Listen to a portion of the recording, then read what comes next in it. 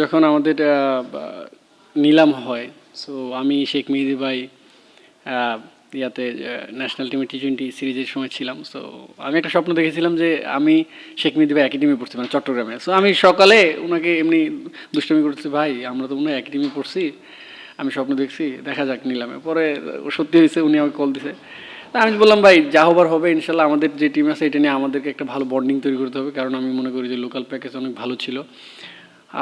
ওইখান থেকে আমরা স্টার্ট করি এবং কি যখন প্র্যাকটিস শুরু হয় তখন থেকে বিশেষ করে ধন্যবাদ দেব বিসিবিকে। ওনারা যখন টিমটা দায়িত্ব নিছে তখন আমরা আমাদের প্লেয়াররা, যেটা অলওয়েজ বিপিএল একটা সব সময় যেটা অনেক টিমের ক্ষেত্রে হয় যে একটা থিং থাকে যে পেমেন্ট ইস্যু। সো যখন বিসিবি হাতে নিছে তখন আমরা সবাই খুবই রিল্যাক্স ছিলাম এবং কি আমরা নিজের টিমের মতো করে খেলছি, মনে করছি যে আমাদের নিজের গড়া টিম। সো আমরা ওইভাবেই প্রতিটা প্র্যাকটিস সেশন বলেন, ম্যাচ বলেন, সবসময় এরকম